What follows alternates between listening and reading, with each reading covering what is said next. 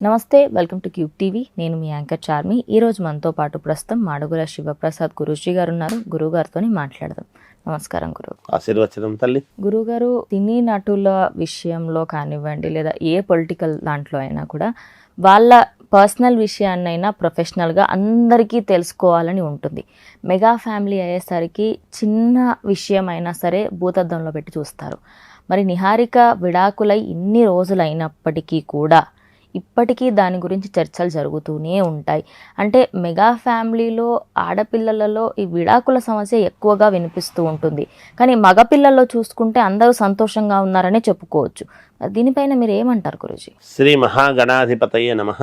ఐం మహాసరస్వత్యే నమః. శ్రీ లలితాంబికాదేవియే నమః. అమ్మ, మామూలుగా సమాజంలో కొన్ని రంగాలు, విభిన్నమైనటువంటి రంగాలు, అనేక రకాల రంగాలలో ఉండేటువంటి వాళ్ళు ఉంటారు. ముఖ్యంగా అదే అంతా సమాజము అనేటువంటిది ఒకటి. దీంట్లో ముఖ్యము వెంటనే బయటికి తెలిసేది అంటే ఒకటి రాజకీయ రంగము, సినిమా రంగము. సినిమా రంగము మీద ఎక్కువగా ప్రతి వాళ్ళ యొక్క దృష్టి సహజముగా ఉంటుంది.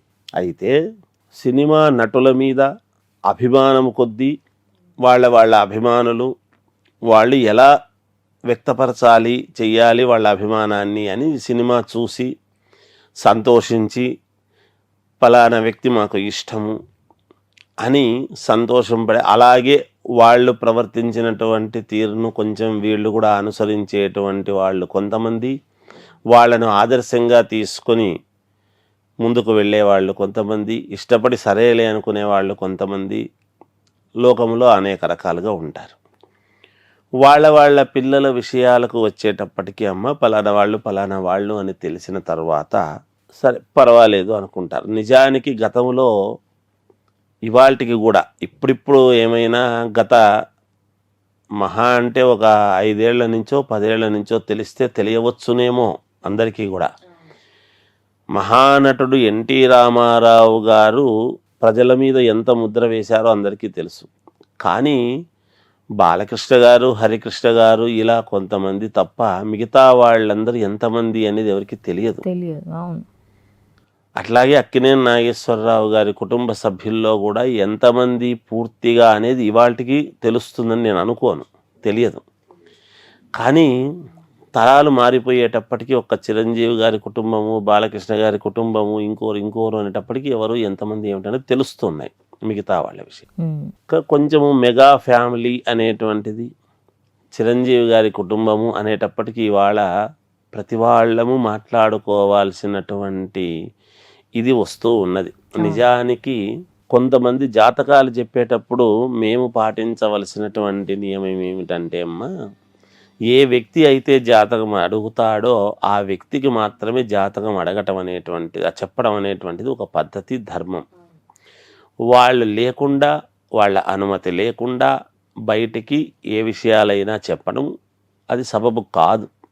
అయితే జరుగుతున్న పరిణామాల దృష్ట్యా 10 మంది 10 సార్లు చెప్పుకుంటూ ఉన్నప్పుడు ఏమిటి అని ప్రశ్న అడిగినప్పుడు ఎవరు వాళ్ళ జీవితాలు సక్రమముగా, జాగ్రత్తగా, సజావుగా, ఆనందభరితంగా ఉండాలి అనేటువంటి విషయంగానే పెళ్ళిళ్ళు చేసుకుంటారు. పెళ్ళిళ్ళు చేసుకునే అందరూ కూడా పెళ్ళిళ్ళు చేసుకుని సరైనటువంటి జీవితాన్ని గడపాలి అనేటువంటి భావనతోనే, అది ఒక మెగా ఫ్యామిలీ కావచ్చు, చిన్న ఫ్యామిలీలు కావచ్చు, ఇంకా పెద్ద ఫ్యామిలీలు కావచ్చు, ఎవరైనా కావచ్చు, పెళ్ళిళ్ళు చేసుకునేది సంతోషంగా జీవితాన్ని గడపాలి, భార్యాభర్తల యొక్క అన్యోన్యతతో అనేటువంటి భావనతోనే పెళ్ళిళ్ళు చేస్తారు, ఖర్చు పెట్టి జరుగుతాయి. అయితే కాకతాళీయంగానో విధివశాత్తు ఏదో అనివార్య కారణాల వల్ల కుటుంబంలో 1-2 ఇలాంటివేవో సన్నివేశాలు జరుగుతూ ఉంటాయి. విడిపోవాలి అని ఎవరూ కావాలని ఉద్దేశ్యపూర్వకంగాను నా జీవితం ఇలా కావాలి అని చేతులారా ఎవరు చేసుకోరు. మనం దాన్ని గ్రహించుకోవాలి. అయితే మనము బాగున్న వాళ్ళవి మాట్లాడడం, సమాజంలో ఉండేది అంతే. ఏదైనా 1-2 ఒకేసారి ఇది ఏదో జరిగినప్పుడు ఒకే కుటుంబంలో ఒకటో రెండో జరిగినప్పుడు ఎందుకు ఇలా అని అనుకుంటాం. ఎందుకు ఏమీ ఉండదమ్మా, కొన్ని కాకతాళీయంగానే జరుగుతూ ఉంటాయి. వాళ్లకు ఉండేటువంటి జాతకాల యొక్క అనానుకూల్యత కావచ్చు. మరి ముందు చూడలేదా అంటే చూస్తారు. చూసినప్పుడు కొన్ని వాళ్ళకి ఏవో భావాలు కొంతకాలం గడిచేటప్పటికీ వాళ్ళకు ఉండేటువంటి చిన్న సమస్యల వల్ల ఇదై ఉంటారని నా భావన, అంతే.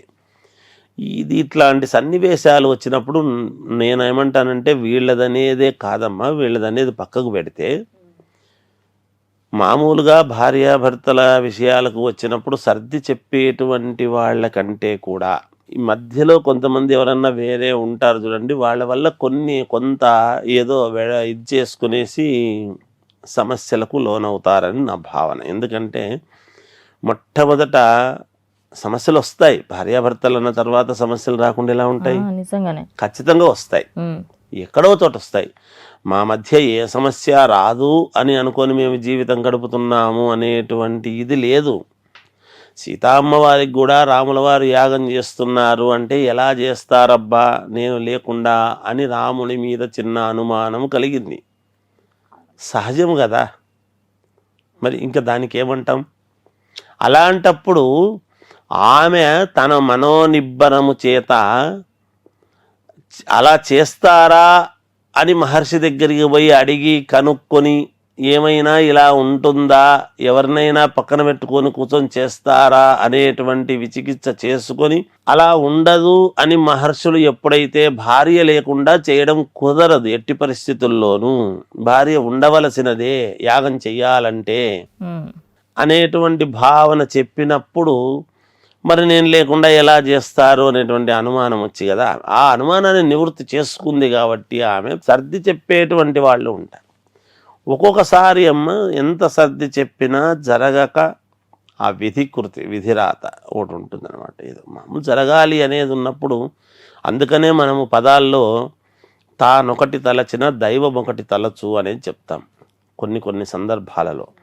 అలా దైవ సంకల్పముతో ఏదో కొంత జరిగి ఉంటుంది కానీ మనము అంటే నాకు తెలిసినంత వరకు తల్లి దాన్ని మనము ఏదో మనకు బుద్ధి పుట్టినట్టుగా చిలవలు పలవలుగా ఒకరి జీవితాల గురించి ఎంతవరకు మాట్లాడాలో అది గౌరవము, ఎంతవరకు మనము దాన్ని విశ్లేషణ చేయాలో అంతవరకు దాన్ని మనము విలువగా మాట్లాడుకుంటే మంచిదని మా అభిప్రాయం తల్లి. ఏదైనా మంచి భవిష్యత్తు ఉంటుంది వాళ్లకు. జరిగిన దానివల్ల ఏదో చిన్నవి జరిగాయి అనగానే మనము ఎవరిని తక్కువగా చూడాల్సిన అవసరము లేదు, ఇంకొకరిని అనుకోవాల్సినటువంటి ఇది ఉండదని నా భావన తల్లి, అంతే, ఏం లేదు. ఏది ఏమైనా ఆ అమ్మాయి జాతకము, ఆ అమ్మాయి పేరును బట్టి వాళ్ళకు జరిగిన దీన్ని బట్టి మంచి భవిష్యత్తే ఉంటుంది. అటువైపు వాళ్ళకైనా ఇటువైపు వాళ్ళకైనా బాగుండాలి అనే కోరుకోవాలి. లోకా సమస్త సుఖినో భవంతు అన్నట్టుగా వాళ్ళందరూ బాగుండనండి. 1-2 జరిగినంత మాత్రాన ఇప్పుడు ఒక దేవాలయము శిఖరము గోపురము అది ఉన్నప్పుడు 1-2 చోట్ల ఏవో కాస్త చిన్న ఇవి జరిగితే దేవాలయానికి వెళ్లకుండా ఉంటామా? దేవుడి యొక్క ప్రతిభ తగ్గుతుందా అన్నట్టుగా సమాజంలో ఒక కుటుంబానికి ఏదో 1-2 చిన్న ఇది ఇబ్బందులు కలిగినట్టు కుటుంబానికి అంతా మనం ఆపాదించి చిన్నది ఏది జరిగినా ఫలానా మెగా కుటుంబము అని అని దాని గురించి ఏదో ఇది చేసి ఎవరిని తప్పుగా అనుకోవాల్సిన పని లేదు. చెప్పే వాళ్ళందరూ కూడా తప్పు చెప్తారని నేను అనుకోరు. ఎవరైనా ఎంతవరకు విశ్లేషణ చేయాలో అంతవరకు చేసి వాళ్ళు బాగుండాలనే కోరుకుందాం తల్లి. సమాజంలో జయోస్తు. ధన్యవాదాలు.